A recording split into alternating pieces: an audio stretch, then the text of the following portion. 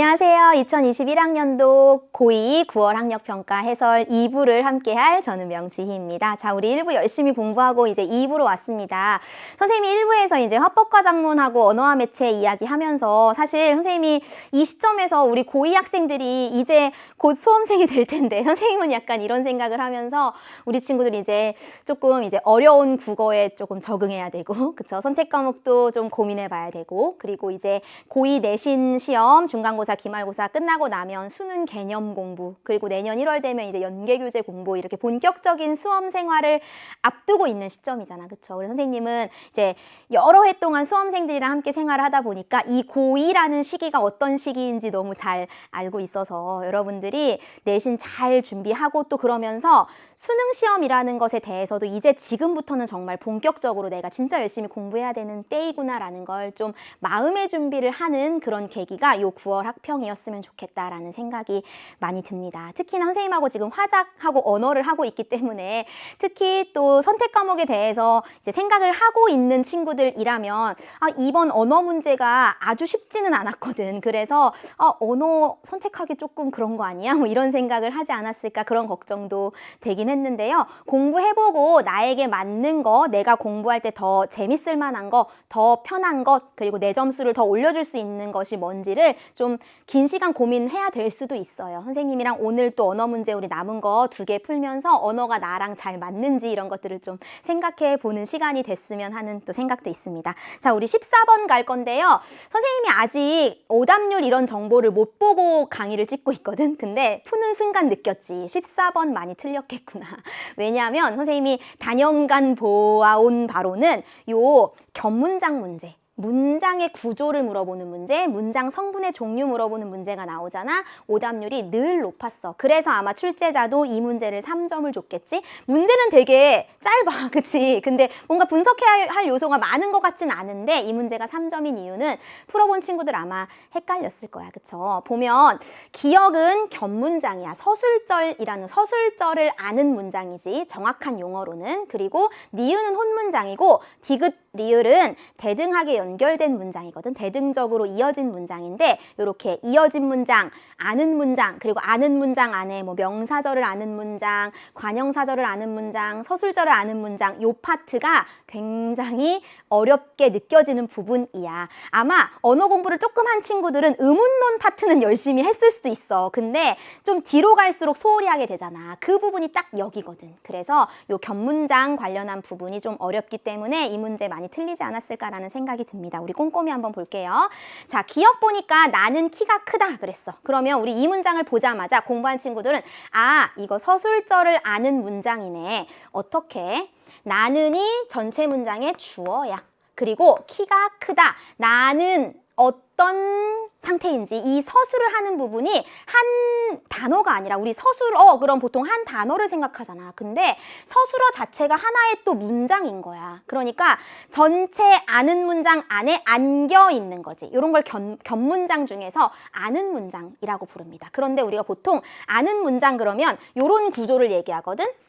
큰 문장 안에 이렇게 쏙 끼어 들어가 있는 것 이렇게 얘기를 합니다. 근데 얘는 조금 그렇게 생긴 거랑은 조금 달라 보여. 그치? 그래서 요거를 딱 봤을 때 이게 겹문장이야? 라는 생각이 잘 안 드는 또 그런 예시였습니다. 자, 보면은 나는이 전체 문장의 주어고 요런 걸 서술절이라고 해. 그리고 서술절 안에 키가가 주어야. 크다가 서술어야. 그치? 이 자체가 하나의 문장인 거야. 하나의 문장이 이 전체 문장의 서술어라는 성분으로 안긴 거야. 요렇게 정확하게 표현합니다. 요 문장 자체가 전체 문장의 서술어로 안겨 있다. 그래서 서술절이라고 부릅니다. 자, 그 다음에 니은을 보니까 나는 여름만 좋아한다 했어. 이거는 혼문장이야. 혼문장은 뭐야? 문장 안에 주어, 서술어 한 번씩 나오는 거. 겹문장은 주어, 서술어가 2번 이상씩 나오는 게 겹문장이야. 그러면 니은을 봤더니 주어 한 번, 서술어 한 번 나왔으니까 이건 혼문장이네. 근데 얘들아, 여름만을 봐봐. 우리 나는 여름만 좋아한다. 요 보조사를 써도 괜찮지만 격조사를 쓴다면 나는 여름을 좋아한다 일 거야. 그치? 그럼 을을이 들어가는 건 목적어네. 요 여름만이라는 성분이 목적어라는 거 요거만 놓치지 않았으면 되는 거였어. 자, 그 다음에 디귿은 그녀는 시인이자 선생님이다. 이거 혼문장 아니지. 왜? 그녀는이 주어, 시인이자 선생님이다. 그녀는 시인이다 라는 문장과 그녀는 선생님이다 라는 문장 두 개가 이어진 거야. 그래서 디귿은 얘들아 이어진 문장입니다. 근데 우리 이어진 문장 안에는 대등적으로 이어진 문장이 있고 종속적으로 이어진 문장이 있는데 이 문장을 봤더니 그녀는 시인이자 선생님, 그치? 대등하게 이어진 문장인 거예요. 그래서 디귿은 대등적으로 이어진 문장인데 이 문장을 이을 때 그녀는 시인이자, 시인이다가 서술어겠지. 그녀는 선생님이다, 선생님이다도 서술어겠지. 중복되는 주어는 한 번만 쓴 거야. 그치? 그리고 두 문장을 연결할 때 뭐를 이용했어? 시인이다에서 다를 빼고 자, 요게 대등적 연결 어미겠지. 연결 어미를 이용해서 두 문장을 이어준 문장이야. 리을도 마찬가지지. 그녀가 사과를 먹고 나는 배를 먹는다. 요거는 정확하게 딱 끊을 수 있다. 그치? 그녀가 주어, 사과를 목적어, 먹고 서술어. 그치? 그리고 먹다라는 문장이었을 거야. 그런데 고라는 대등적 연결 어미를 사용해서 그녀가 사과를 먹다. 나는 배를 먹는다. 이렇게 두 문장을 연결해 준 거다. 동일하게 대등적으로 이어진 문장이겠죠. 이렇게 일단 분석했어야 돼. 그치? 근데 이 문장 분석 자체가 여러분에게 좀 어려운 부분이었을 겁니다. 자, 그럼 1번 선지 보면 기역과 디귿을 구성하는 문장 성분의 종류는 동일하다. 선생님 지금 문장 성분 쓴 거지, 얘들아. 자, 기역은 기역의 문장 성분이 뭐지? 약간 당황했을 거야. 그치? 나는은 주어야. 전체 문장의 주어야. 그치? 그러면 키가 크다에서 키가는 서술절의 주어야. 크다는 서술절의 서술어야. 그리고 키가 크다 전체가 이 전체 문장의 서술어야. 그치? 서술어로 안겨 있는 거야. 그치? 서술어가 문장이 안겨 있는 거야. 그치? 그러니까 어쨌든 기역에 쓰인 문장 성분은 주어와 서술어잖아. 그치? 주어와 서술어. 디귿에는 어떤 문장 성분이 있어? 주어, 서술어, 서술어. 주어와 서술어. 그럼 기역 디귿하 주어, 서술어 말고 다른 문장 성분은 없네. 그쵸? 그러니까 문장 성분의 종류는 동일하군. 맞는 이야기가 되는 겁니다. 자, 그 다음에 기역과 리을은 모두 주어와 서술어의 관계가 두 번 나타나는군. 그치? 주어와 서술어의 관계가 두 번 나타난 견문장이지. 여기서 한 번 나타났고 그 다음에 주어, 전체 서술어 두 번 나타났지? 그 다음에 리을은 어때? 주어, 서술어 여기서 한 번 나타나고 주어, 서술어 여기서 한 번 나타나고 두 번 나타났어. 맞죠? 니은과 디귿의 서술어의 개수는 동일하군. 니은의 서술어 하나, 디귿의 서술어는 시인이자 선생님이다. 두 번 나왔지? 그치? 니은은 서술어가 한 번 나왔지만 디귿은 두 번 나왔습니다. 그래서 적절하지 않은 것은 3번이 되는 거였어요. 자, 니은과 리을은 모두 주어와 목적어를 포함하고 있군. 보니까 그치? 열은 많이 목적어였어. 주어, 목적어 있지? 그 다음에 리을에도 주어, 목적어 전부 포함하고 있군. 맞죠? 디귿과 리을은 모두 연결 어미를 포함하고 있군. 그쵸? 두 문장을 연결할 때 시인이자 연결 어미, 사과를 먹고 연결 어미. 그쵸? 연결 어미를 중간에 딱 낀 채로 두 문장을 이어놨으니까 연결 어미를 포함하고 있군. 맞는 설명. 해서 14번의 답은 3번이다. 이 문제 꼼꼼하게 다시 봐둬야 되고요. 우리 9월 학평이 내신에 들어가는 친구들은 특히나 더 잘 봐둬야 되는 중요한 문제 강조합니다. 자, 그 다음에 우리 언어 문제 이제 마지막으로 갈 건데 15번은 되게 쉬웠어. 그치? 15번 문제는 정말 빠르게 풀었어야 되는. 우리 보통 중세국어 하면은 되게 어려울 것 같잖아. 근데 그렇지 않다는 걸 보여주는 문제였습니다. 자, 중세국어에서 과거 시제는 선어말 어미 더를 사용하여 미래 시제는 선어말 어미 리를 사용하여 표현하였다. 하지만 현재 시제는 품사에 따라 다르게 표현했는데 동사는 선어말 어미 나를 사용했어. 그치? 그리고 형용사나 체언 플러스 이다. 체언에 서술격 조사가 붙은 형태에서는 특정한 선어말 어미를 사용하지 않았대요. 자, 그러면 내에다 뭘 넣을 거야. 근데 내가 가겠습니다. 이거 미래잖아. 그치? 미래네? 그러면 미래 시제 선어말 어미 리가 들어간 걸 선지에서 찾으면 되는 거잖아. 그치? 가리이다. 이거지? 리가 미래 시제 선어말 어미라고 했으니까 리가 들어간 형태가 현대어 풀이로 봤을 때 get 하고 같은 거잖아. 그치? 그러니까 1, 2번 그리고 우리 보니까 3번까지 가리이다였고 4번, 5번이 가더이다. 이제 더는 과거 시제에 붙으라고 했으니까 4, 5번 딱 지우는 거지. 요 시점에서. 자, 그 다음에 니은을 봤더니 사람의 스승이시다 했어. 그러면 스승에다가 이다가 붙은 채연의 요 서술격 조사가 붙은 형태네. 요 형태는 어때? 현재를 나타낼 때 특정한 선어말 어미를 사용하지 않았다고 했어요. 사람의 스승이시다. 현대 어플이 자체가 현재잖아. 그치? 그러면 채연 플러스 이다 구성에서의 현재는 선어말 어미를 쓰지 않는다고 했으니까 여기 봐봐. 스스이시다. 요게 이렇게 올라간 거야, 얘들아. 그럼 우린 뭐 요 형태를 볼 필요는 없이 선어말 어미가 붙었는지 안 붙었는지만 보면 되는 거잖아. 여기서 알려준 더, 리, 나 요런 게 아무것도 안 붙어 있는 형태인가를 보면 되는 거지. 맞네. 이렇게 쓰는 거겠죠. 요게 채연 플러스 이다 형태의 현재형이구나. 자, 그런데 내가 이제 또 묻는다. 묻는다. 이거 현재야. 근데 묻다는 동사잖아. 그럼 동사의 현재일 때는 선어말 어미 나를 쓴다고 했어. 그러면은 묻다 사이에 나가 들어가야 되니까 묻나다. 이게 맞겠네. 그쵸? 그래서 바로 답은 1번이 나오는 거였어. 우리 다른 답지 한번 보면 여기 보면 스승이시 나다. 이런 식으로 나가 들어가면 안 되는 거였지. 채연 플러스 이다 구성에서는. 그쵸? 그리고 여기 나 다 들어가 있네. 묻다 하면 안 되지. 동사일 때는 나를 쓰라고 했으니까. 그래서 이 조건을 다 만족하는 것은 1번이구나. 굉장히 빠르게 풀 수 있는 우리 14번을 어렵게 줘서 15번은 좀 쉽게 나온 그런 유형이었습니다. 우리 여기까지 해서 언어 문제를 다 풀어봤고요. 이제 16에서 19번 세트로 가보도록 하겠습니다. 문학이야, 얘들아. 문학 문제 풀 때 크게 어렵지 않았지, 얘들아. 왜냐하면 가와 나 작품에 전부 다 도움을 주는 보기가 있었고 그 다음에 우리 보통 고전시가 나오면 좀 어려워하죠, 여러분들. 근데 고전시가가 어려운 친구들은 고전시가 공부를 하나도 하지 않았을 때 그땐 어려워. 근데 고전시가의 기초는 따로 무조건 공부해야 돼.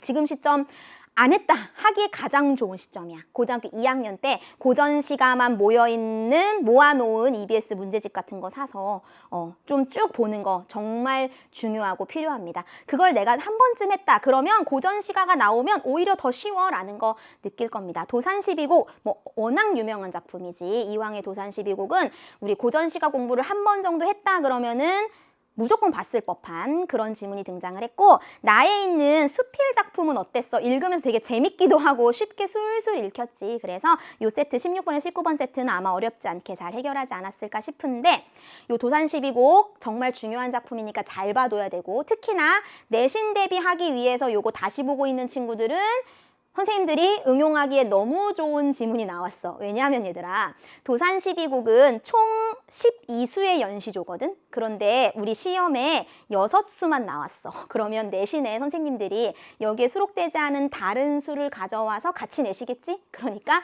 선생님이 해설해주는 요 해설 잘 보고 도산12곡의 다른 부분 여기에 미수록돼 있는 부분까지 같이 공부해서 내신 대비하면 다 맞출 수 있어, 문제. 알겠죠? 자, 일단 우리는 가를 해석해보기 전에, 감상해보기 전에 17번 문제에 가작품에 대한 보기가 있습니다. 먼저 읽고 들어갈게. 자, 도산12곡은 언지 6수와 언학 6수로 이루어진 연시조로서 창작 의도를 밝힌 발문이 함께 전해진다. 자, 연시조야. 우리가 시조를 보통 초장, 중장, 종장 이렇게 한 수로 부르거든. 근데 그게 한 수만 딱 있는 게 아니라 연시조니까 마치 연처럼 1수, 2수, 3수에서 도산12곡은 총 12수야. 그런데 앞부분, 뒷부분을 좀 나눈 거야. 전 6곡. 앞부분의 6개는 도산 12곡이지, 얘들아. 우리 보통은 한 1수, 2수, 3수 이렇게 하잖아. 근데 얘는 이제 전 6곡, 6개의 곡, 6수는 말하자면 언지라고 지칭을 했고 뒤에 있는 6곡, 후 6곡은 언학이라고 표현을 합니다. 언지는 여기 나와 있어.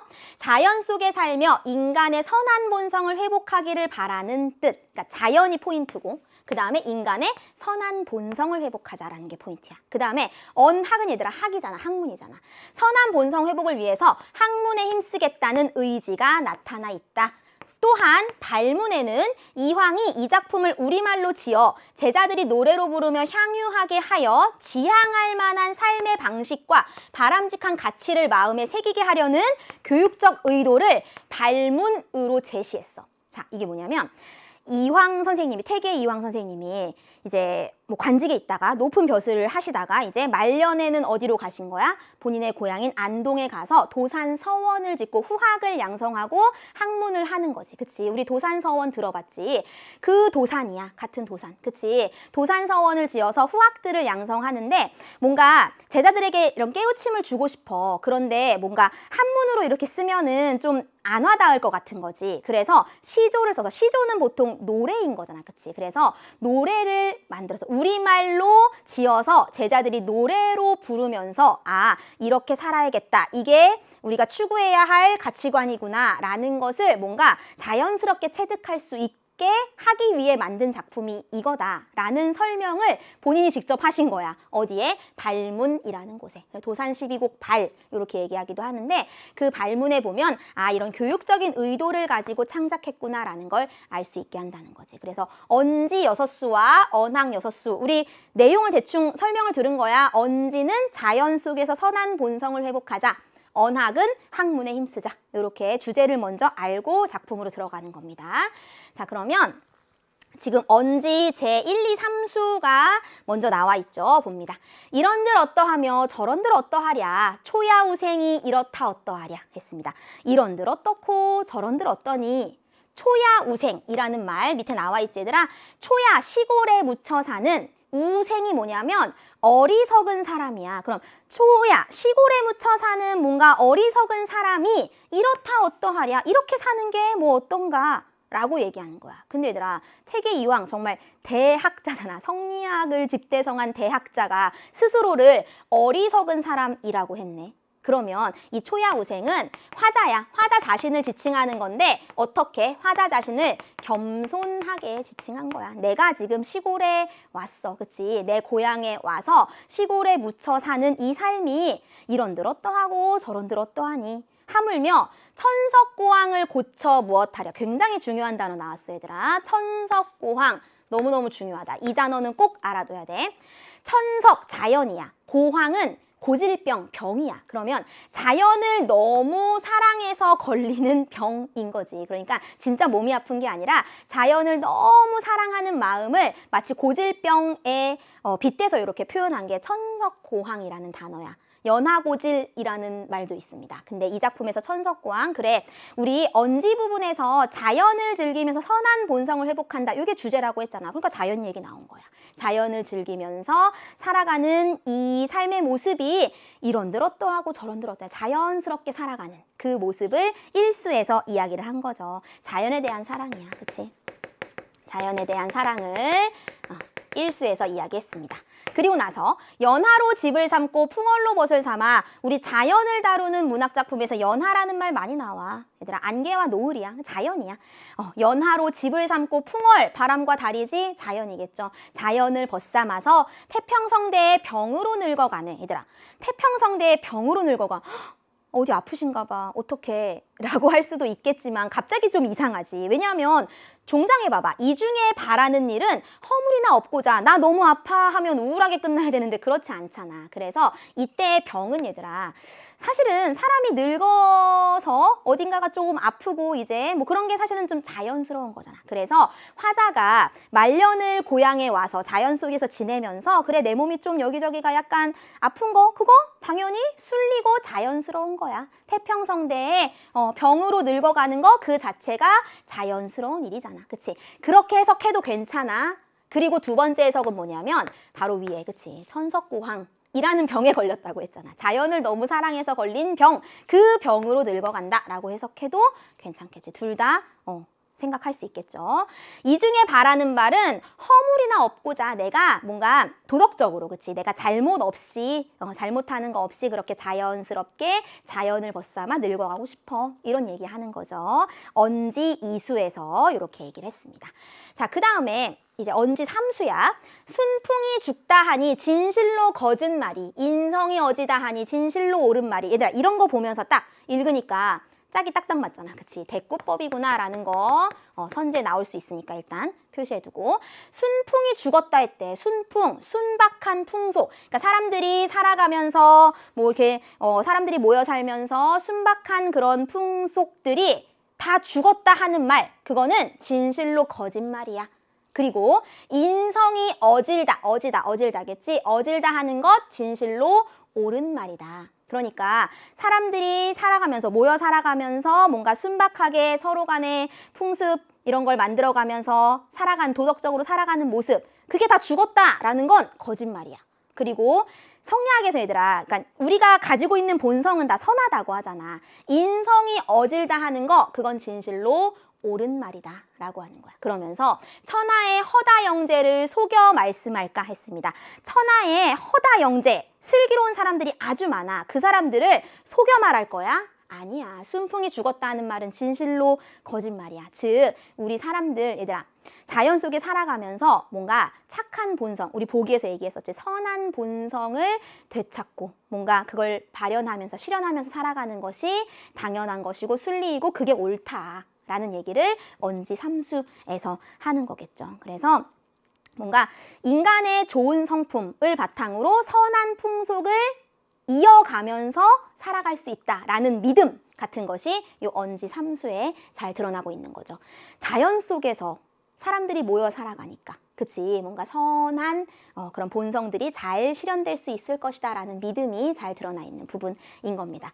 일단 여기 우리 이번 문제에 수록된 건 언지는 여기까지네, 얘들아. 4, 5, 6수가 있는 거야. 내신의 시험 범위로 들어가면 반드시 찾아봐야 돼. 그 다음에 이제 우리 언학 3수로 갑니다.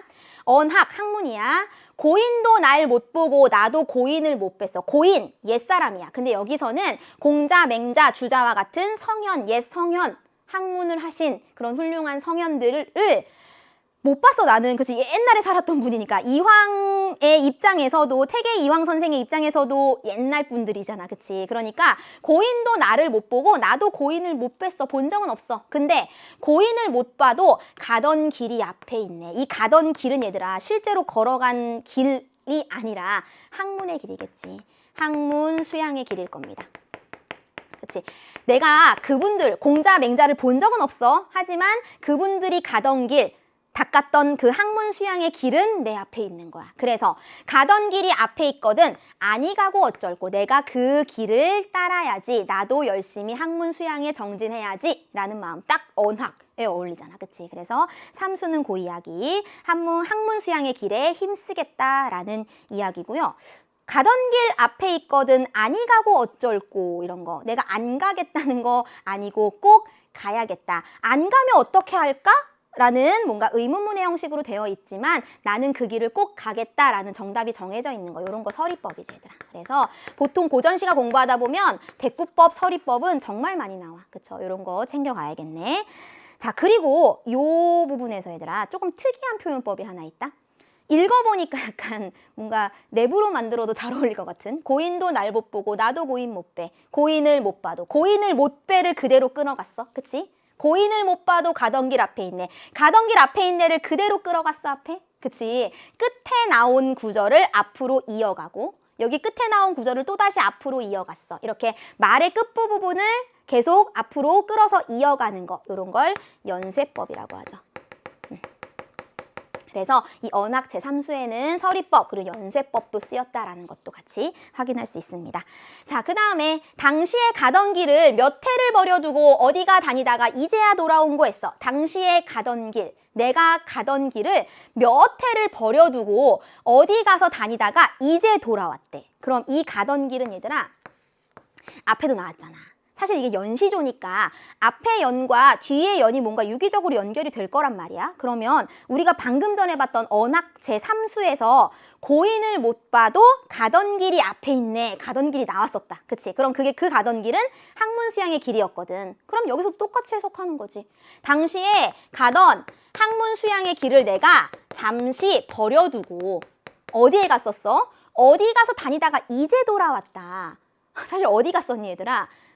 벼슬 하러 갔었잖아. 관직에 갔었잖아. 임금님 옆에서 뭔가 관직에 몸담으면서 나라를 위해서 일하다가 다시 이제 안동지방으로 와서 학문 수양을 하는 거잖아. 그치? 어디가 다니다가 이제야 돌아왔다. 이제야 돌아오나니 다른 데 마음 마로리 했어. 이 다른 데가 바로 뭐인 거야?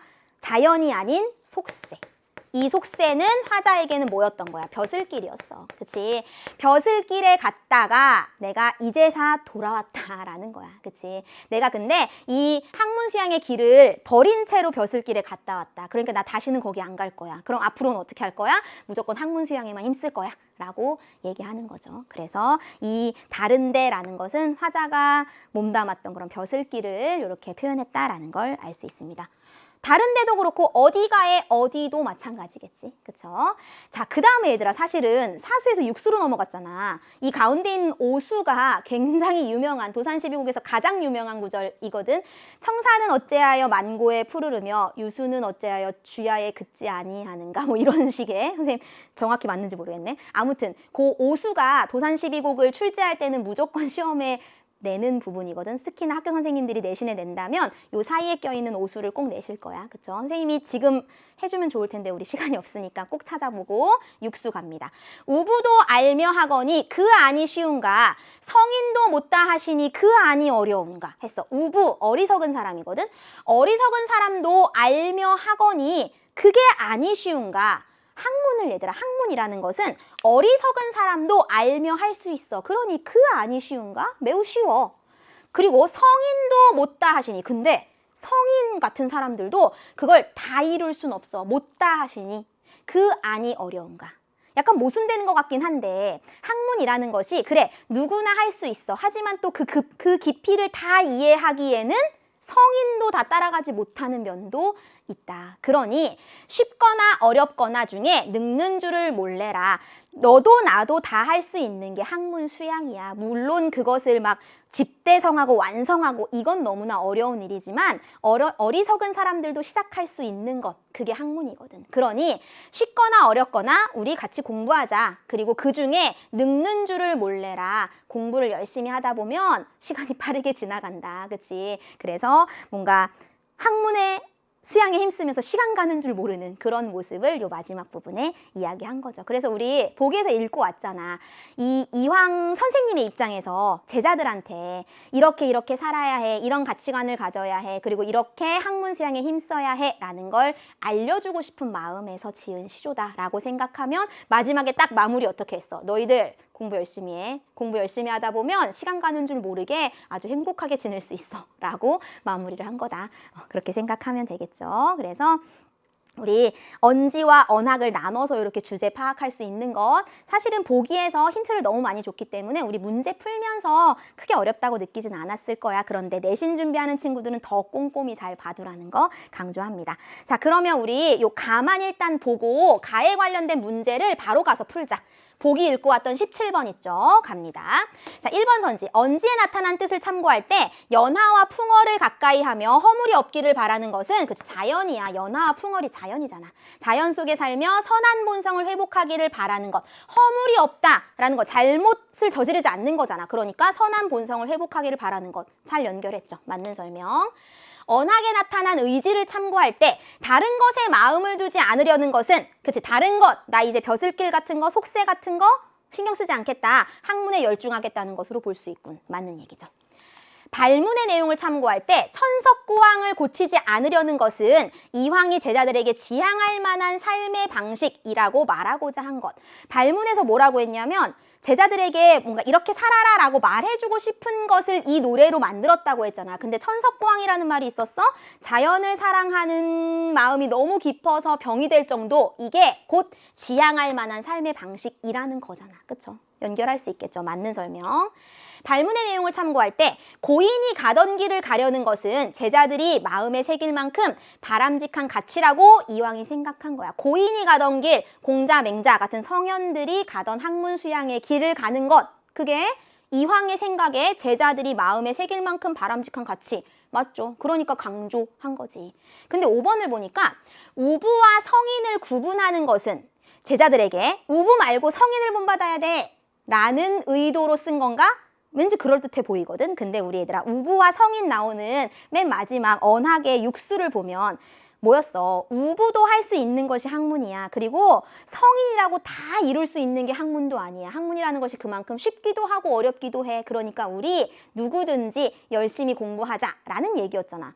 그 부분을 이렇게 해석하면 되니? 우부와 성인 중에 성인을 본받아야 돼. 우부처럼 살면 안 돼. 이렇게 말한 거 아니었죠. 그치? 그래서 5번은 해석을 잘못한 거구나 라는 거 알 수 있었습니다. 17번의 답은 5번 이렇게 찾을 수 있었어요. 자, 그러면 우리 가와 관련된 문제를 바로 와서 풀었고 이제 나로 갈 건데 얘들아. 나 작품은 읽기 쉬웠어. 그치? 수필이야. 현대 수필이고 근데 사실은 상황은 어떠니? 굉장히 안타깝고 막 슬픈 상황이야. 그치? 일제강점기에 우리 학자가 옥에 갇혀서 정말 뭔가 인간의 존엄성을 인정받지 못하는 그런 모습이잖아. 그치? 그러니까 굉장히 안타깝고 슬픈 상황임에도 불구하고 이 작가의 말투가 좀 어땠어? 좀 뭔가 약간 유쾌한 것 같기도 하고 되게 재밌기도 하고 웃기기도 하고 그런 좀 해학적인 요소들이 있었기 때문에 아마 재밌게 읽었을 것 같아요. 그리고 나를 읽기 전에 19번에 보기가 또 있었네. 요 보기를 읽고 힌트를 얻고 들어가야겠죠. 자, 이희승은 일제강점기에 우리말을 연구하고 보급한 조선어학회에서 활동한 지식인이야. 조선어학회가 민족주의 단체라는 이유로 검거되어 투옥 생활을 하였다. 나에는 글을 읽는 것이 일상적이었던 사람들인 글쓴이와 조선어학회 동지들이 투옥 생활 중에도 읽을 거리를 얻기 위해 노력하며 글을 읽으려는 의지를 보이는 모습. 그치? 감옥에 갔어. 근데 늘 공부하던 학자야. 늘 공부하던 학자가 책을 읽을 수 없고 공부를 할 수 없으니까 그 와중에도 어떻게든 글을 읽고 싶어서 그치? 그렇게 노력하는 모습을 표현한 수필이다. 이를 통해 글을 읽는 것을 포기하지 않으려는 글쓴이의 면모가 드러난다. 읽기 전에 어떤 상황? 감옥에 투옥된 상황, 그리고 그 상황에서 읽을 거리를 찾기 위해 노력하면서 벌어졌던 어떤 에피소드 같은 것들이 나와 있겠구나라는 걸 짐작할 수 있겠죠. 그래서 요 보기를 먼저 읽고 우리 나로 갈 겁니다. 자, 나의 작품은 이희승의 뒤지가 전적이야. 뒤지가 진적이지. 뒤지가 진적. 뭔가 제목이 얘들아 되게 낯설지. 그치? 그래서 다 풀이를 알려줬습니다. 뒤지라는 게 뭐래? 똥을 누고 밑을 씻어내는 종이야. 뒤지. 그리고 진적은 뭐냐면 얘들아 진기한 책. 우리 서적할 때 그 적이야. 그러니까 뒤지가 진적 그러면 우리 뒤처리를 할 때 쓰는 그 종이가 진기한 책이다. 라는 의미네. 그치? 읽어보니까 제목든 뭔지 알겠죠? 우리 선생님이 다 읽을 필요는 없을 것 같아. 중요한 부분만 조금 짚어서 내용 파악만 해보도록 할게요. 자, 2평쯤이나 될까 말까 한 좁은 감방 안에서 7, 8명의 식구가 때로는 10여 명이 넘는 식구가 똥통과 동거 생활을 하면서 뒤를 볼 때에는 그래도 뒤지가 필요하였다. 그치? 뭔가 감옥 생활의 그 열악함을 이야기하는데 말투가 어때? 선생님 읽으면서 잠깐 웃었잖아. 그치? 뭔가 되게 우울하고 막 힘들고 그렇게 쓰지 않았지. 좀 해학적인 부분 유쾌하게 이렇게 쓰고자 했던 부분들이 많이 보입니다. 그러므로 경찰서에서는 이 불가피한 청구에 응하기 위하여 뒤지를 공급하고 있었다. 그치? 사람이 살려면 필요하잖아. 원래 뒤집감의 종이를 따로 만들어서 한 움큼씩 묶어서 파는 거야. 그런데 우리가 지금 휴지를 쓰는 것처럼 근데 당시에 전쟁 중에 일본이 경제적 파탄에 직면하고 있었기 때문에 그렇게 뭔가 뒤지를 따로 줄 수가 없었대. 그래서 일반으로 신문지나 읽어넘긴 잡지 같은 것을 썰어서 뒤지로 쓰고 있는 형편. 그래, 신문이나 잡지 같은 것을 이용해서 뒤처리를 했다는 거야. 근데 감옥에 투옥되어 있으면 바깥 상황을 알 수가 없잖아. 그러면 투옥을 한 입장에서는 이 수감자들이 신문이나 잡지를 통해서 바깥의 상황에 대해서 아는 걸 원치 않았다는 거지. 그래서 신문을 뭔가 마음 놓고 뒤주로 줄지 않는 거야. 그쵸? 그래서 우리 읽어보면 감방 안에서 이러한 뒤지의 공급을 받으면 이것은 도서관에서 책을 대하듯이 귀중한 읽을거리, 뒤지가 진적이라는 거, 그치? 정말 귀중한 읽을거리인 거야. 그런데 경찰서나 형무소에서는 구속되어 있는 사람이 바깥 세상의 소식을 아는 것을 지극히 꺼리고 있어서 신문지 조각 같은 것은 좀처럼 들여주지를 않았다. 이게 오면 정말 귀한 읽을거리라서 너무 좋겠는데 이걸 안 주는 거지. 그래서 만일 우리 동지들의 가족 중에서 음식물에 차입을 할 적에 신문지로 싸게를 삼은 것이 있어.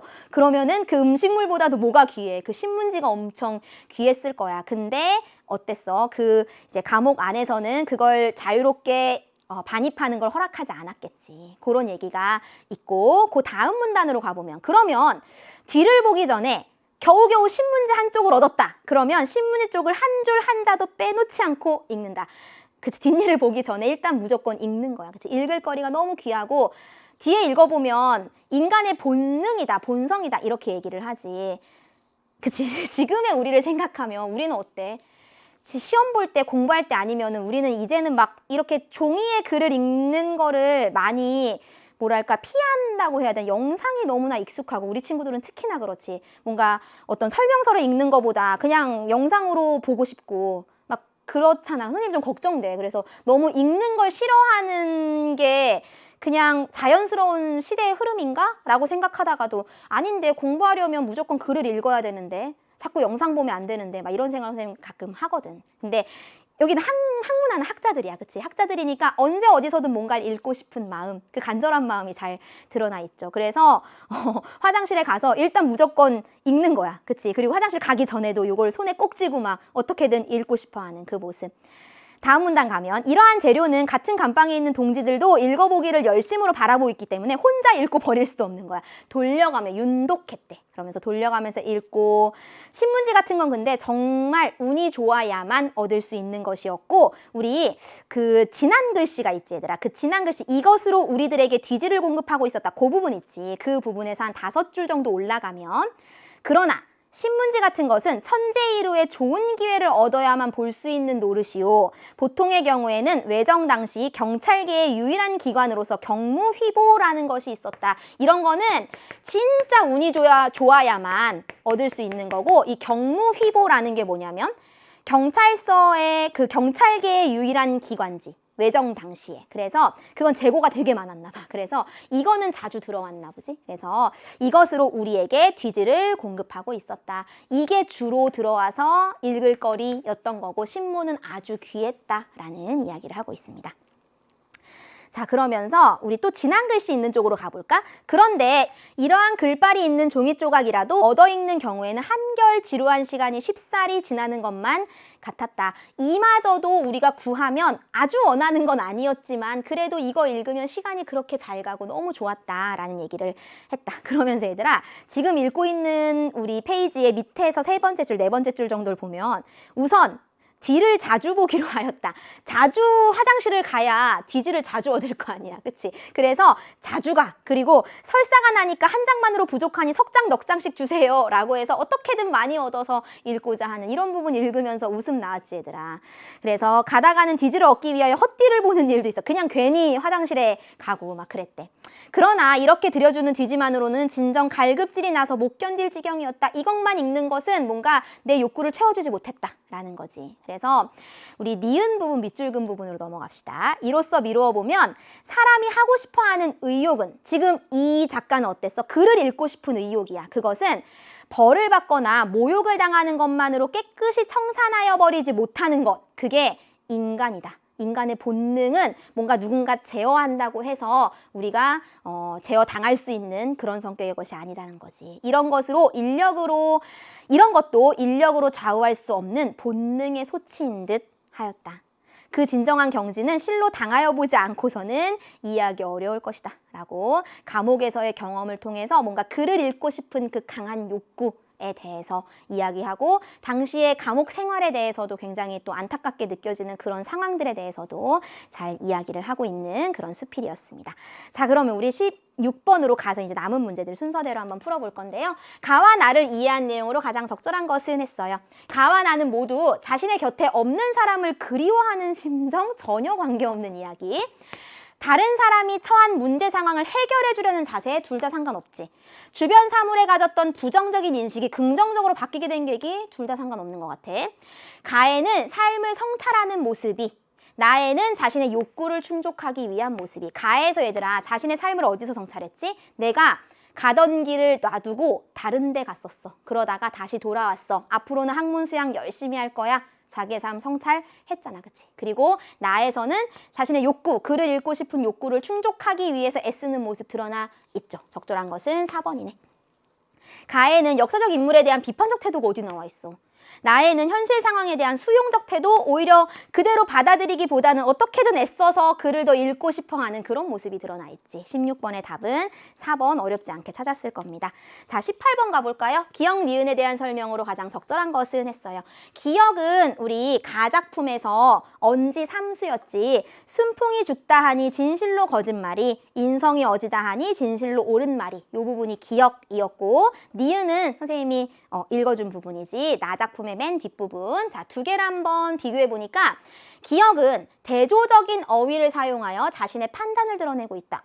기역에서 순풍이 죽었다 하는 말이 진실로 거짓말 했고, 그 다음에 인성이 어지다는 말은 진실로 옳은 말 했잖아. 그럼 거짓말과 옳은 말, 대조적인 어휘를 사용한 거 맞네 일단. 그리고 자신의 판단을 드러내고 있다. 어떤 판단?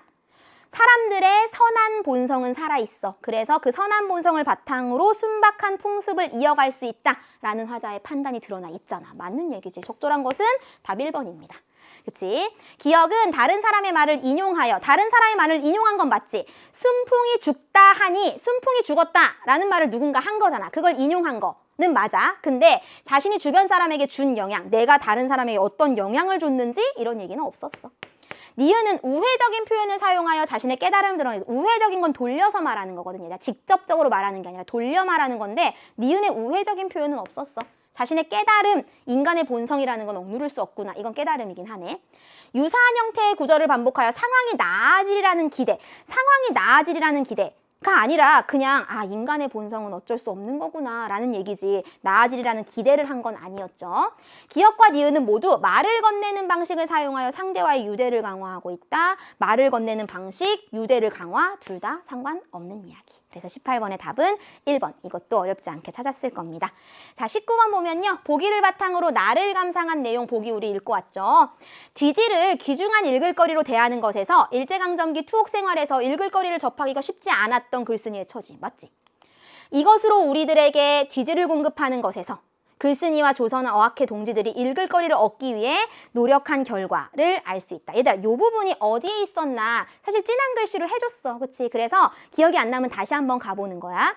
이것이 뭐야? 아까 선생님이 적기도 했었는데 경무휘보라는 거였지. 이게 외정 당시 경찰계의 유일한 기관지, 재고품이 굉장히 많았어. 그래서 그거는 쉽게 준 거지. 신문이나 우리가 원하는 신문이나 잡지 같은 건 정말 얻는 게 하늘의 별 따기였고, 경무휘보, 이것은 그래도 좀 쉽게 얻을 수 있는 거였어. 근데 어떻게 풀어놨어? 글쓴이와 조선어학회 동지들이 읽을거리를 얻기 위해 노력한 결과 이걸 얻은 거야? 아니잖아. 이건 노력한 결과가 아니고 그냥 재고품이 많아서 우리가 그나마 얻을 수 있었던 거잖아. 그쵸? 그러니까 노력을 하고 해서 경무휘보를 얻었다.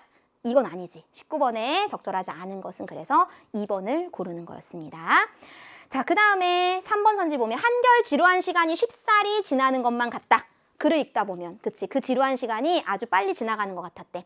글을 읽는 것이 일상적이었던 글쓴이와 조선어학회 동지들이 글을 읽을 때 느끼는 만족감, 맞죠?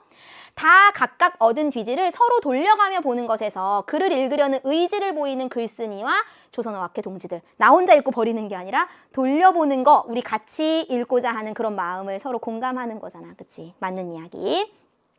이런 것도 인력으로 좌우할 수 없는 본능의 소치라고 생각하는 것에서 현실적 어려움이 있더라도 글을 읽는 것을 포기하지 않으려는 글쓴이의 면모, 그쵸? 이게 본능이야. 아무리 어려움이 있어도 내 본능적인 욕구를 채우고자 노력하는 그런 모습, 글쓴이의 면모 잘 드러나 있죠. 그래서 19번에 적절하지 않은 것은 우리 2번 잘 찾을 수 있었습니다. 여기까지 우리 문학 세트 하나 봤고요. 이제 독서로 가보겠습니다. 20에서 25번이고요.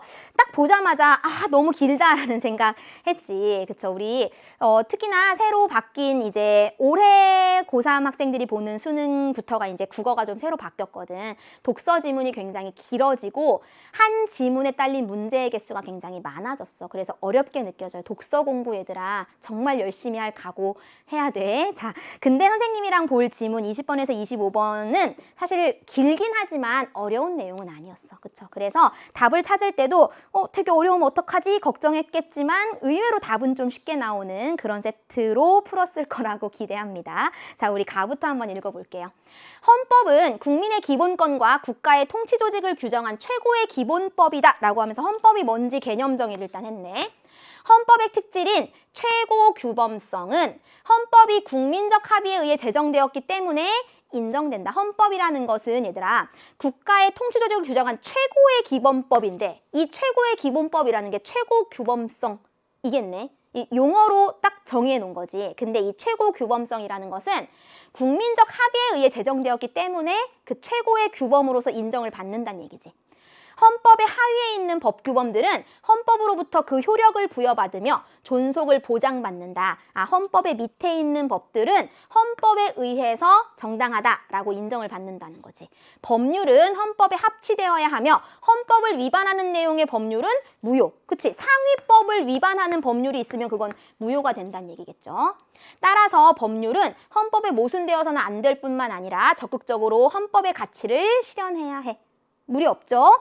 헌법의 최고 규범성에도 불구하고 헌법은 규범체계상 하위에 있는 법규범들과는 달리 그러면 얘들아 1문단에서 이 상위법인 헌법, 그 하위법들을 법률이라고 얘기했지.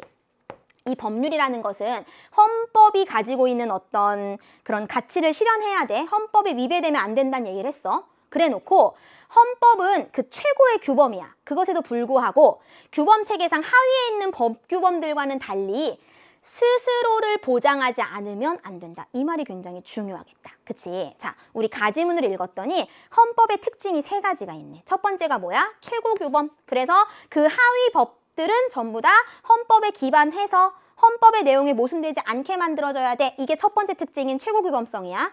그 다음에 두 번째 특징이 뭐야? 헌법은 스스로를 보장해야 된대. 무슨 말인가 보자. 다른 법규범들에는 상위의 법규범인 헌법이 있어. 그치? 이 법률이 잘못됐다라는 것을 헌법에 비추어서 판단할 수 있어. 기준이 있는 거지. 그리고 국가 권력이라는 절대적인 강제 수단이 있어서 그 효력이 보장된다. 뭔가 법률이 좀 정당하지 않아. 그러면 국가 권력이라는 수단으로 제재할 수 있다는 거야. 근데 헌법은 그렇지가 않대. 즉 헌법은 국가 권력이 그 효력을 부정하거나 침해할 수 없도록 헌법재판제도와 같은 장치를 스스로 마련하여 지니고 있다는 점에서 다른 법규범과는 상이한 특징을 갖는다. 얘들아, 지금 선생님이 이렇게 밑줄 그은 부분이 우리 바로 앞 화면에서 봤던 거 무슨 내용이었어? 앞 화면에서 스스로를 보장하지 않으면 안 된다라는 부분에 밑줄 그었지. 스스로, 좀 말이 어렵잖아. 헌법은 자기 스스로를 보장해야 된대. 그게 무슨 말인지를 풀어놓은 거야. 그치? 그래서 선생님이 2군데 밑줄을 그은 거지. 국가 권력이 헌법을 부정하거나 침해하면 안 되잖아. 그치? 국가 권력 자체가 최고의 권력인데 헌법을 침해하거나 지키지 않아. 뭐 국민의 기본권을 보장해주지 않아. 그런 일이 없도록 헌법재판제도 같은 장치를 스스로 마련해서 스스로를 보장하게끔 한다. 이걸 뭐라고 한대? 헌법의 자기보장성 2번째 특징이야. 자, 헌법의 첫 번째 특징은 최고규범성이었어. 2번째 특징은 자기보장성이라는 거죠. 그러나 헌법재판은 일반 소송과는 달리 국가기관이 그 재판 결과를 따르지 않아도 이를 강제적으로 따르게 할 수가 없대. 일반 소송은 얘들아, 소송의 결과가 나왔어. 재판 결과가 나왔어. 그러면 그걸 따라야 되잖아. 근데 헌법재판은 그 결과를 따르지 않아도 강제로 따르게 할 수가 없대. 그런 제도가 없다는 거야. 헌법재판소의 결정은 국가 권력을 포함한 헌법에 적용을 받는 모든 대상들이 이를 존중하는 조건 하에 시행된다. 이거 굉장히 중요한 문장이었어요, 얘들아. 생각해보면 뭔가 강제할 수 있는 법이 없다는 거지. 헌법재판에서 결과가 A로 나왔어.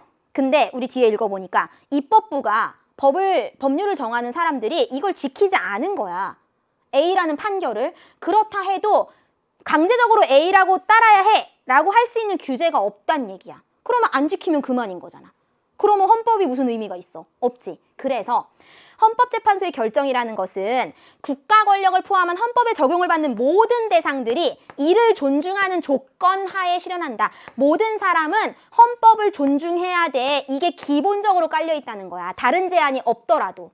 예를 들면 대여금 지급 소송에서 돈을 빌려준 사람이 이기는 경우 그 사람은 법원의 도움을 얻어서 돈을 빌린 사람이 가지고 있는 재산을 강제로 팔아서 빌려준 돈을 받을 수 있어. 그러니까 일반적인 소송, 우리 아까 일반 소송과 달리라는 게 있었잖아. 그치? 일반적인 소송에서는 이렇게 뭔가 강제할 수 있는 게 있단 말이야. 하지만 헌법재판의 경우에는 어떠한 법률 조항에 대하여 헌법에 합치하지 아니하다며 입법자에게 개선 입법을 촉구하여도 입법부가 이를 따르지 않으면 헌법재판소가 입법부로 하여금 강제로 지키게 할 수는 없다는 얘기야. 뭔가 헌법에 위배되는 게 있었어. 그래서 개선 입법을 촉구했어. 근데 입법부가 이를 따르지 않아. 그래도 강제로 이렇게 해야 돼 라고 지키게 할 수 있는 그런 수단이 없다는 거야. 따라서 헌법의 최고 규범으로서의 효력은 뭐에 좌우된다고 할 수 있다. 얘들아, 여기에 들어갈 말 우리 추론 문제거든. 추론 문제를 보통 좀 어려워해. 근데 선생님이 추론 문제는 항상 너의 생각대로 풀지 말고 그 문단에 나와 있는 요소를 가지고 찾으면 돼. 요렇게 많이 강조하거든. 지금 이 자기 규범성이잖아, 얘들아. 자기 보장성. 헌법의 자기 보장성이라는 것의 특징이 뭐냐면 뭔가 이걸 강제할 수 있는 다른 수단이 없을지라도 그래서 스스로를 보장할 수밖에 없다, 헌법은. 그래서 뭐 헌법재판 같은 제도가 있긴 한데 어떤 개선 입법을 촉구하는 그런 게 있어도 뭐 그걸 강제로 하게 할 수 없다는 거야. 그치? 요 얘기랑 관련된 게 바로 앞하면 선생님이 강조했던 부분 여기잖아, 얘들아. 어딨어? 헌법에 적용을 받는 모든 대상들이 이를 존중하는 조건 하에 실현한다. 뭔가 강제적으로 헌법을 안 지키면 이렇게 돼! 이런 게 없더라도 그래, 이 법의 테두리에 있는 모든 사람이 헌법이라는 건 당연히 존중하고 당연히 지켜야 하는 것이라는 어떤 합의 하에서 움직이는 거란 얘기야. 그쵸? 요 문장을 중요하게 봤으면 사실 가에 들어갈 말 금방 찾을 수 있었어. 그쵸? 그래서 요거랑 연결하는 거야, 얘들아. 뭔가 강제적인 수단이 없더라도 헌법의 최고 규범으로서의 효력은 뭐에 좌우된다. 요거 우리 찾고 가자, 얘들아. 몇 번 문제야? 22번 문제. 가에 들어갈 내용으로 가장 적절한 것은 헌법재판소의 결정 이행을 위한 강제수단 마련? 강제할 수 있는 수단 없다고 했어. 근데 갑자기 강제수단을 마련해야 합니다. 그래, 흐름과 안 맞아, 그치? 헌법에 의해 권한을 부여받은 입법부의 독자성을 보장한다. 얘들아, 입법부의 독자성을 보장한다는 말이 조금 어려웠지. 이건 무슨 얘기냐면 입법부가 자기 독자성을 갖고 있다는 거는 독자적으로 한다는 거. 그러면 헌법을 지키지 않아도 상관없다는 거야. 입법부의 독자성이라는 것은 뭔가 입법부, 법을 만드는 기관이잖아. 법을 만드는 기관에서 헌법을 지키지 않아도 된다는 거야. 독자성을 보장한다는 것은. 그래서 권한을 부여받았으니까 그 권한을 부여한 이상 그냥 입법부가 알아서 하게 두자라는 거. 그러면 헌법을 지키지 않아도 다른 쪽에서 할 말이 없는 상황이 되는 거거든. 이것은 헌법을 지키지 않아도 관계없다랑 연결될 수 있는 거기 때문에 독자성을 보장하면 안 되는 거지, 여기서는. 그치? 오히려 뭐야? 입법부가 헌법을 당연히 존중하는 것으로 합의되어 있다. 이런 식의 말이 들어가야 되는 거잖아. 입법부뿐만 아니라 헌법의 테두리에 있는 모든 사람이 당연히 헌법은 지켜야 하는 거야 라고 전제한 상태에서 이런 모든 것들이 움직인다라는 게 이 문맥의 의미였잖아. 그러니까 반대의 설명이라는 거 알 수 있겠지. 최고 규범을 판단하는 기관인 헌법재판소의 법적 권위. 헌법재판소의 법적 권위만으로 헌법의 모든 것이 뭐 강제된다. 이런 문맥 아니었지.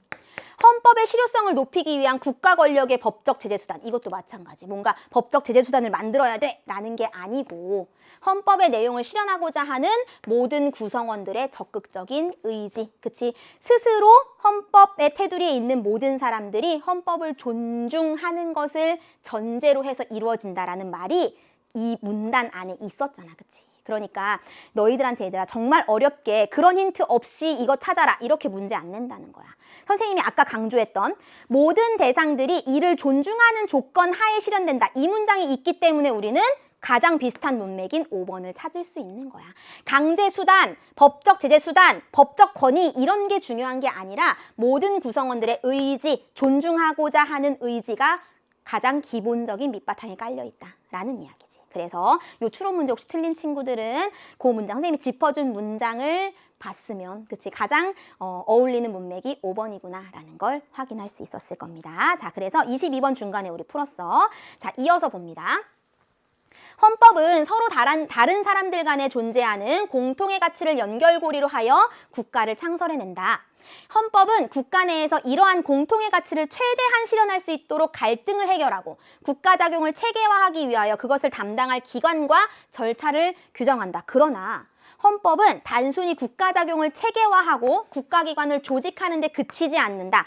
여기서 그치는 게 아니라 더 나아가서 헌법은 국가 작용을 담당하는 기관이나 그 권한을 남용하여 기관이 그 권한을 남용해서 오히려 국가가 추구하는 목적인 공통의 가치를 위험에 빠뜨리지 않도록 노력하는 것. 이게 또 헌법의 성격이기도 하다. 우리 헌법의 첫 번째 성격이 최고규범성, 두 번째 성격이 자기보장성, 세 번째 성격이 뭐인 거야?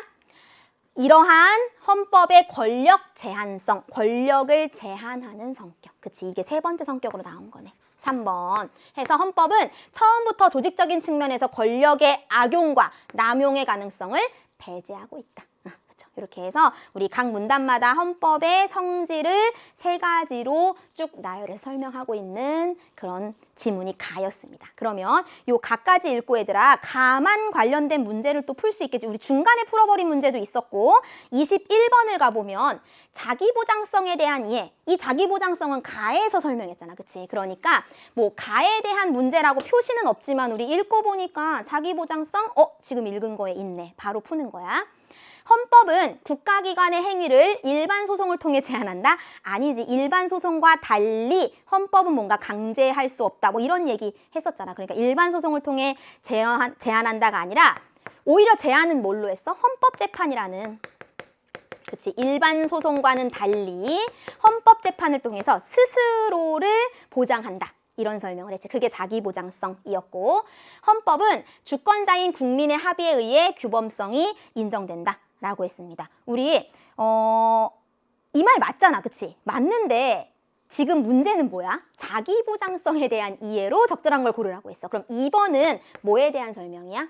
국민 내 합의에 의해 규범성이 인정돼. 최고 규범성에 대한 설명이죠. 맞는 말인데? 라고 생각했을 거야. 자기보장성에 대한 걸 찾아야 되니까 이 문제의 답은 아닌 거지. 자, 3번 보면요.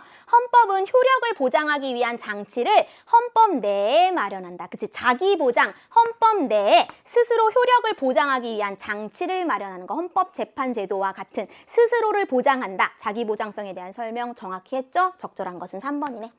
헌법은 규범체계상 하위의 법규범에 의해 효력이 보장된다? 잘못 설명했지 얘들아. 오히려 스스로가 스스로를 보장하는 거고 하위의 법규범은 헌법에 위배되면 안 된다. 이 얘기를 했잖아. 그러니까 자기보장성은 스스로 보장하는 거야. 아래에 있는 하위의 법규범에 의해서 보장되는 것이 아니라 헌법은 헌법에 의한 권력 남용의 가능성을 스스로 제한한다. 이건 뭐야? 세 번째 성질인 권력 제한성에 관한 거지. 그치? 그래서 이건 자기규범성이 아니라 자기보장성이 아니라 권력 제한성. 마지막 문장에서 얘기했던 마지막 문단에서 얘기했던 그 세 번째 성격에 대한 선지였습니다. 21번의 답은 3번. 이렇게 고를 수 있겠네요.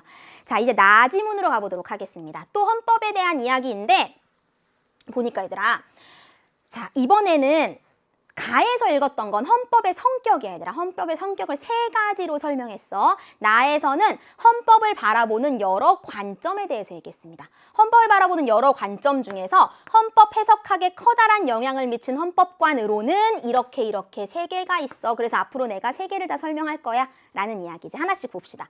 법실증주의적 헌법관은 헌법을 국가의 조직과 작용에 관한 근본 규범으로 보는 관점이다.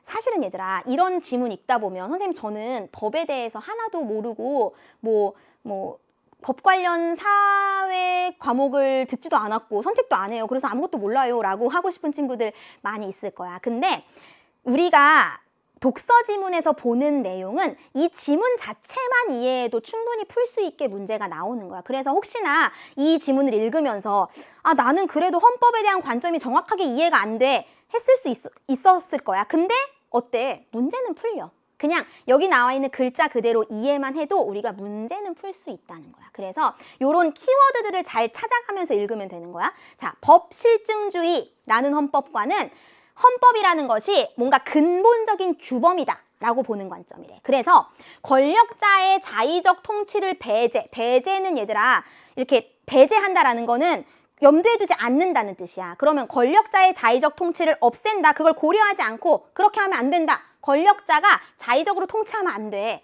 뭐에만 따라야 돼? 법 규범에 의해서만 통치해야 돼. 라는 거. 그것을 지향하면서 등장했다. 국가는 강제적 법질서이고, 그러니까 법질서에 대한 어떤 규범성을 굉장히 강조하는 입장인 거지. 헌법은 실정 법질서의 최상위 규범이며 국민은 법질서에 복종하는 존재. 뭔가 딱 읽었을 때 너무 막 숨막히고 딱딱한 느낌이 약간 들지. 법규범이라는 게 정해졌어? 국민은 무조건 복종해야 돼. 권력자라고 해서 자의적으로 그걸 해석하고 뭐 빼고 더하고 그런 거 할 수 없어. 라는 얘기지. 복종하는 존재라는 것이 법실증주의자들의 인식이었다. 법실증주의자들의 법실증주의 헌법학자들은 존재적 요소인 도덕, 자연법 등을 배제하고 이런 거. 존재적 요소인 도덕, 자연법 등은 배제해. 이런 거는 고려하지 않는다는 거야. 그치? 그리고 당위, 당연하다라는 거지. 당위를 헌법학의 연구 대상으로 규정함으로써 법학의 정확성, 엄격성, 법적 안정성 확보에 기여하였다. 선생님, 당위도 뭔지 모르겠고 도덕, 자연법, 자연법이 뭐예요? 할 수 있어. 근데 얘들아, 그거를 하나하나 내 지식으로 뭔가 이게 뭐지? 궁금해하면 안 돼. 독서 시간에는 그냥 이거보다 존재적 요소인 이것은 배제했대. 그러면 선지에서 존재적 요소를 중요시했다. 이런 말이 있으면 그냥 틀린 거야. 그치? 그런 식으로 중요한 문장에 밑줄을 그어놓고 맞나 틀리나 선지와 일치하나 일치하지 않나 그것만 따질 수 있어도 된다는 얘기야. 그래서 존재적 요소는 배제하고 당위를 연구 대상으로 규정했어. 그리고 이런 성질들을 중시했대. 그러나 법실증주의는 산업화, 다원화에 따라 변화하는 사회와 그에 따라 변화된 헌법을 이론적으로 설명하기가 어려웠다. 뭔가 되게 딱딱하잖아, 우리가 느낌상. 그치? 뭔가 정해진 법 규범에 복종해야 돼 라고 정해놓으니까 변화하는 사회에 맞게 이렇게 뭔가 유동적으로 혹은 융통성 있게 따라가지 못하는 뭐 그런 단점이 있겠지. 정해진 법 규범을 지나치게 강조하여 실정법 만능주의라는 비판을 받았다. 보니까 얘들아, 법실증주의가 뭔지 얘기했어. 뭔지 개념 설명하고 이러한 의의가 있어. 근데 이런 한계도 있어. 라고 설명하고 있는 겁니다. 자, 이번에는 결단주의적 헌법관 두 번째네. 헌법을 헌법 제정 권력의 근본적 결단으로 보는 관점이다. 주권자인 헌법 제정 권력자의 의지를 강조하였다. 헌법을 제정하는 권력자의 의지가 강조됐대. 헌법은 내용적으로 올바르기 때문에 효력을 가지는 것이 아니라 내용이 중요한 게 아니라 정치적 의지의 힘을 가진 자, 곧 헌법 제정 권력자의 의사에 의하여 정립되었다. 아, 뭔가 권력자의 의지, 권력자의 생각 이런 걸 되게 강조하네. 그렇죠? 그렇기 때문에 정당한 거다. 결단주의적 헌법과는 정치 세력들의 일정한 타협의 결과, 즉 정치 결단적 요소를 인정하며 헌법의 현실적 배경을 설득력 있게 정리하였다. 정치적인 결단을 굉장히 중요시했다라는 얘기지. 그러나 헌법의 규범성을 경시하고 규범이라는 건 누구나 꼭 지켜야 돼. 이것에서 벗어나면 안 돼. 라는 그 규범성은 좀 무시한 거잖아. 그치? 그걸 정하는 사람의 정치적 결단을 중시하는 거니까. 그래서 현실적 영향력만을 강조하여 국가를 권력 투쟁의 장이 되게 했어. 누가 권력을 갖느냐에 따라서 헌법에 대한 해석이 막 달라지는 거잖아. 독재자의 결단이 곧 국민의 의사라는 논리로 권위주의적인 독재국가의 등장에 이론적 근거를 제공하였다. 이해되지, 얘들아? 뭔가 정치적인 의도에 의해서 헌법을 뭐 제정하고 해석하고 이런 것에 좌지우지 되는 거니까 권력 투쟁의 장이 되게 했다라는 거. 세 번째는 뭐야? 통합론적 헌법과는 헌법을 국가 통합을 위한 법질서로 보는 관점. 국가를 완전한 통일체로 보지 않고 지속적인 갱신의 과정으로 보았다. 갱신이라는 거 계속 뭔가 변화하고 새로워진다라는 거죠. 그래서 통합론적 헌법학자들은 적대적 정치 세력으로 분열된 국가를 통합이잖아. 그치? 분열된 국가를 새로운 통일체로 형성하기 위한 도구로 헌법을 인식하며 헌법이란 공감대적인 가치를 바탕으로 국가의 통합을 실현하고 촉진하기 위한 것. 공감대, 통합 이런 게 키워드겠네. 그쵸? 통합론적인 헌법과는 헌법을 완성물이 아닌 하나의 과정. 여기도 보면은 지속적인 갱신의 과정이라고 얘기했었어. 그치? 그게 완성됐으면 절대 변해서는 안 돼. 무조건 지켜야 되는 규범이야. 이렇게 생각한 게 아니라는 거지. 하나의 과정으로 바라보며 오늘날의 민주주의적 상황과 다원적 산업사회의 현실을 효과적으로 설명하였다. 그러나 이런 장점이 있어. 이런 의의가 있지만 통합의 중요성을 지나치게 강조한 나머지 헌법의 규범성을 소홀히 했다. 그래도 얘들아, 뭔가 사회가 변화한다고 해서 그거와 관계없이 그래도 꼭 지켜야 되는 규범이라는 것도 존재하는 건데 그 중요성을 좀 소홀히 했다는 거지. 통합 과정을 너무 조화롭게만 보아서 갈등의 요소를 통합이 안 될 수도 있는 거거든. 계속 갈등할 수도 있는 거거든. 근데 통합될 수 있다라는 가능성에 무게를 둬서 갈등의 요소를 경시했다라는 비판을 받았대. 계속 같은 패턴으로 얘기했지 얘들아. 지금 헌법에 대한 관점 3개를 얘기하면서 이게 어떤 의의가 있어? 근데 이런 한계도 있어. 이런 식으로 계속 서술하고 있습니다. 헌법이란 어느 한 요소에만 환원시킬 수 없는 국가라는 현상의 기본 질서이므로 헌법의 본질을 설명하기 위해서는 그래 복합적인 요소들, 따라서 헌법의 효력이나 헌법의 해석이 문제되는 경우에는 3가지 헌법관을 함께 생각할 수 있는 자세가 필요하다라고 하면서 글을 마무리했죠. 그럼 마지막 문단보다는 사실 우리 앞에서 얘기했던 그 3가지의 관점을 정확하게 이해하고 뭔가 차이점을 묻는 문제가 당연히 나올 수밖에 없을 거야. 자, 그러면 우리 20번으로 가서 문제 풀어봅니다. 가나를 읽고 학생이 작성한 활동지인데 자, 내용 전개 방식 물어보는 거야, 얘들아. 자, 공통점, 가와 나의 공통점을 봤더니 헌법의 다양한 특성, 가에서는 헌법의 성질 3개, 그치? 나에서는 헌법에 대한 관점 3개, 다양한 특성을 드러내기 위해서 정보를 병렬적으로 제시했다. 병렬적, 동등하게 나열한 거야, 그치? 가에서는 최고규범성, 자기보장성, 권력제한성 이렇게 쭉 나열했고, 그치? 나에서는 헌법과 3개 쭉 나열했잖아, 그치? 둘 다 병렬적으로 제시했습니다. 적절하네. 가는 나와 달리 헌법에 대한 서로 다른 견해를 통해 종합적인 절충안을 도출하고 있다. 얘들아, 가는 헌법에 대한 서로 다른 견해가 아니고 헌법이 갖는 성질 3개를 얘기했어. 그치? 그러니까 가에서 서로 다른 견해를 절충했다라는 건 틀린 설명이잖아. 그냥 헌법이 갖는 성격을 설명해 준 거니까 부적절하네요. 나는 가와 달리 헌법과 관련한 여러 입장의 긍정적 측면과 부정적 측면을 함께 밝혔지. 그치? 헌법관이라는 여러 입장의 긍정, 부정을 함께 다루고 있으니까 적절합니다. 그래서 적절, 부적절, 적절을 찾으면 어때? 20번의 답은 3번이죠. 2번으로 돼 있네, 얘들아. 3번 이렇게 답으로 고르면 되겠습니다. 그래서 우리 20번 내용 전개 방식 이렇게 잘 풀어봤고요. 이제 23번으로 갑니다. 통합론적 헌법학자의 관점에서 법실증주의 헌법학자를 비판한 내용으로 얘들아, 나 같은 지문이 있으면 이 문제는 나올 수밖에 없는 거야. 지금 헌법학자의 헌법관이 3개가 나왔잖아. 그럼 그 3개를 비교해서 차이점을 묻는 문제는 당연히 나올 수밖에 없지. 근데 3개가 나왔는데 그중에 2개를 가지고 물어봤네. 통합론적 헌법학자, 우리 3번째로 읽었던 거. 그 사람의 관점에서 법실증주의 헌법학자를 비판하고 싶대. 그러면 약간 이게 많이 대조되잖아. 통합이라는 것은 뭔가 딱 정해져 있는 게 아니라 과정 속에서 많이 변할 수 있어.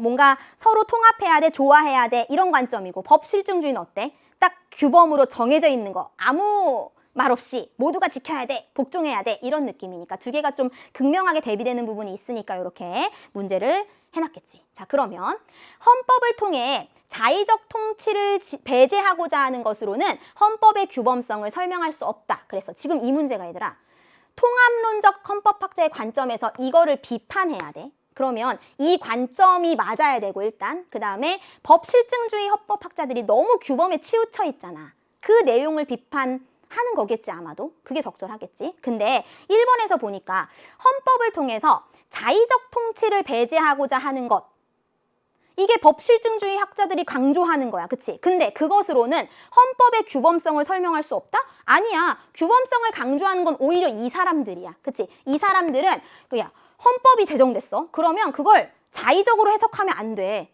자의적 통치를 배제해야 돼. 이게 이 사람들의 생각이라니까. 그리고 이것은 곧 헌법의 규범성을 강조하는 거야. 근데 지금 1번 선지에서는 이걸 통해서는 규범성을 설명할 수 없어 라는 건 적절하지 않은 설명인 거 알겠죠? 규범성이라는 게 뭐야? 자의적으로 해석하면 안 되고 누구나 지켜야 되는 거야. 법실증주의에서 강조하는 거지? 그치? 근데 이 사람들이 비판하려면 어떻게 비판해야 돼? 너무 딱딱하잖아. 너무 규범적이잖아. 이걸 강조해야 되는 거잖아. 이걸 비판해야 되는 거잖아. 그쵸? 정해진 법규범을 지나치게 강조하는 것으로는 지속적으로 변화하는 사회와 헌법을 설명할 수 없다. 이게 답이겠네. 그치? 이 법실증주의 헌법학자들은 너무 정해진 규범을 올바로 지키는 것만 강조해. 그래서 통합론적의 입장에서는 뭔가 변화되는 그 과정과 통합을 강조하는 거. 지속적으로 변화하는 사회와 헌법을 설명할 수가 없어 너희들은. 이렇게 비판하겠지. 그치? 그래서 23번의 정답은 2번이 되는 거예요. 존재적 요소를 헌법학의 연구 대상으로 규정하는 거 나왔다 얘들아. 존재적 요소를 헌법학의 연구 대상으로 규정하지 않았어 이 사람들은. 우리 읽었어. 그치? 존재적 요소를 배제하고 당위를 강조했다. 요 문장이 있었거든. 그치? 그러니까 이렇게 얘기하지 않았기 때문에 이렇게 비판할 수 없는 거지. 자, 그 다음에 4번. 국민을 법질서에 복종하는 존재로 인식하는 것으로는 헌법 제정 권력자로서의 국민의 의지를 설명할 수 없다. 그랬어. 자, 국민을 법질서에 복종하는 존재로 인식한 게 이 사람들이 맞아. 그치? 그러니까 이걸 비판하고 싶은 것까지는 맞네. 근데 그것으로는 헌법 제정 권력자로서의 국민의 의지를 설명할 수 없다. 그랬어. 그러면 헌법 제정 권력자의 이야기를 한 건 이 사람들이 아니라 누구였어? 두 번째 얘기했던 결단주의적 헌법관에서는 헌법 제정 권력자의 의지가 중요하다라는 얘기를 했잖아. 그러면 이 비판은 이 통합론적 헌법학자들이 할 비판이 아니라 결단주의적 헌법관을 가진 사람들이 아 너희들 국민을 법질서에 복종하는 존재로만 인식해? 그러면 헌법 제정 권력자로서의 국민의 의지는 설명할 수 없는 거 아니야? 결단주의적 헌법관에서 이렇게 비판을 할 수 있는 거지. 그치? 그래서 통합론적 헌법학자의 관점에 대한 비판이 아니라는 걸 알 수 있겠죠. 자, 국가를 권력투쟁의 장으로 보는 것. 이건 역시 국가를 권력투쟁의 장으로 본 건 법실증주의 헌법학자들이 아니라 결단주의적 헌법관을 가진 사람들이 국가를 권력투쟁의 장으로 봤잖아. 그러니까 이 사람들에 대한 비판으로 이런 설명을 가져오는 건 적절하지 않겠죠. 그래서 23번의 답은 2번 이렇게 찾을 수 있었습니다. 쉽지 않은 문제였어. 복습하면서 한번 꼼꼼히 다시 봤으면 좋겠고요. 24번은 얘들아 굉장히 어려워 보인다? 근데 답은 되게 쉽게 나오는 문제였습니다. 자, 봅시다. 보기는 헌법재판소 판례의 일부이다. 가와 나를 바탕으로 A, B에 대해 이해한 내용으로 적절하지 않은 것은 했어. 그래서 자, 요거 먼저 보니까 유통산업발전법 제12조의 2 위헌소원 했어. 자, 헌법 제119조 2항에 따르면 국가는 경제주체 간의 조화를 통한 경제의 민주화를 위하여 경제에 관한 규제와 조정을 할 수 있다. 이게 헌법의 내용이야. 근데 지금 요 헌법재판소에서 이 법률이 위헌의 여지가 있나?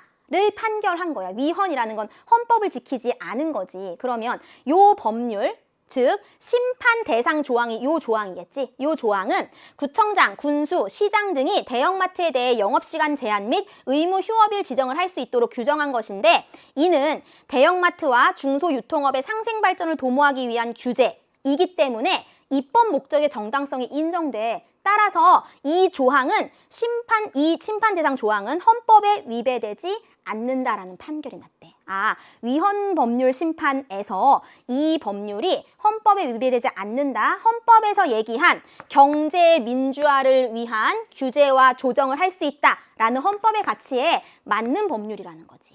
이렇게 판결을 했대. 근데 근로기준법 제35조, 제3조에 대해서는 어떻게 했나 보자. 헌법의 32조 3항에 따르면 근로조건의 기준은 인간의 존엄성을 보장하도록 법률로 정해야 돼. 헌법에 이런 얘기가 있어. 근데 이 법률은 해고예고제도로서 해고예고제도에서 월급 근로자 중에 6개월이 되지 못한 자를 적용 예외로 규정한 거다. 해고를 예고하는 거지. 그러니까 갑작스럽게 누군가를 해고하면 안 돼. 예고해야 돼. 예고하고 해고해야 돼. 라는 법률에서 6개월이 되지 못한 사람은 적용 예외로 두는 법률이래. 그치? 그건데 돌발적 해고 시 해당 근로자의 생활이 곤란해지는 것을 막지 못해. 얘들아, 근로자 중에서 6개월이 되지 않은 사람이라고 해서 갑자기 해고해? 안 되는 거라고 판단을 한 거지. 그치? 그래서 그건 근로자의 권리를 침해하는 거야. 제도의 적용 대상 범위 등을 정하는 것은 입법자의 권한이긴 해. 하지만 이 역시 헌법에 어긋나서는 안 된다. 따라서 심판 대상 조항은 헌법에 위배된다. 6개월이 안 된 사람은 해고를 예고하지 않아도 된다. 이런 법률은 인간의 존엄성을 보장하라는 헌법에 위배된다. 해서 헌법에 위배된다라는 이런 결과가 나왔다. 라는 얘기지. 요 예시를 줬어. 읽는데 좀 시간이 걸렸을 거야. 자, 그러면 선지 봅니다. A, B에 대해서 헌법의 최고 규범성을 고려하면 A를 경제주체 간의 조화라는 헌법적 가치를 실현하기 위한 것으로 볼 수 있다. 이 헌법적 가치를 실현하는 것이기 때문에 이거는 위헌 법률이 아니라는 판단이 나왔잖아. 그치? 그러니까 실현하기 위한 것 맞는 설명이지. 헌법의 권력 제한성을 고려하면 B와 관련된 입법자의 권한은 국가 공통의 가치를 실현하는 범위 내로 한정되어야 돼. 이런 법률을 만드는 건 입법자의 권한이긴 해. 그런데 그 권한도 어때? 권력 제한성을 고려한다면 헌법의 가치를 실현하는 범위 내로 한정돼야 하잖아. 그러니까 이건 위헌이야 라고 판결한 거지. 맞는 얘기죠.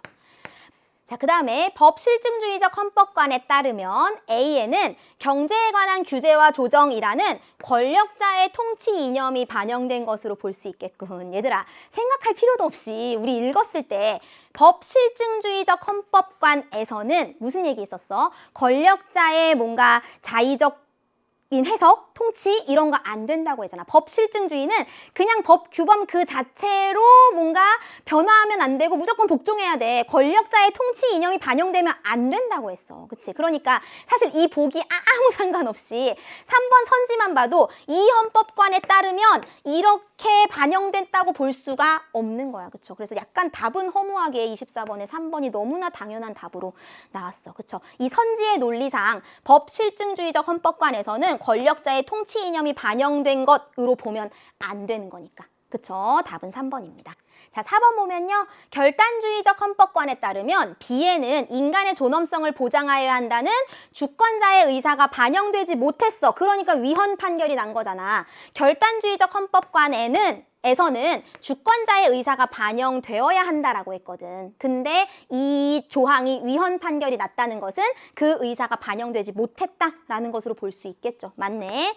통합론적 헌법관에 따르면 A에는 경제의 민주화라는 가치를 바탕으로 국가의 통합을 실현하려는 노력이 반영됐어. 그러니까 위헌이 아니라 이거는 헌법에 맞다, 정당하다라는 판결이 났어. 그치? 그래서 통합론적 헌법관에 따라서 해석도 잘했고, 그러니까 이건 위헌이 아니다라고 얘기할 수 있겠죠. 24번의 답은 3번. 이렇게 답 자체는 아주 허무하게 쉽게 나오는 문제였습니다. 자, 마지막 문제입니다. 문맥상 기억의 단어와 가장 가까운 의미 했습니다. 기억이 어딨나 쭉 봤더니 얘들아, 국가기관이 그 재판 결과를 따르지 않아도 재판 결과를 따른다. 그러면 문맥상 딱 봤을 때 재판 결과를 따른다. 명령을 따른다. 그치? 뭔가 명령이나 의견에 대해서 그대로 실행하다라는 의미로 동일하잖아. 25번의 답은 1번이 되는 거고요. 어머니를 따라 풍물시장 구경을 갔다. 이때 따라는 어때 얘들아? 그냥 뒤에서 가는 대로 같이 가는 거. 그치? 3번에 나는 아버지의 음식 솜씨를 따를 수 없다. 뭔가 뒤를 쫓아서 그 수준에 이르는 것. 그치? 수준에 이를 수 없다라는 것이고, 최근 개발에 따른 공해 문제가 불거지고 있다. 개발에 따른 공해 문제라고 했으니까 어떤 일이 다른 일과 이렇게 더불어서 일어날 때. 5번에 의원들이 모두 의장을 따라, 자리에서 일어났다. 의장을 따라 남이 하는 대로 같이 하는 것을 얘기할 때 쓰인 따라겠죠. 그래서 25번의 답은 1번. 우리 이렇게 문맥의 의미까지 찾을 수 있었습니다. 자, 선생님과 25번까지 문제 잘 풀어봤고요. 이제 곽동훈 선생님과 3, 4부도 열심히 공부하시기를 바랍니다. 고생 많으셨습니다. 안녕.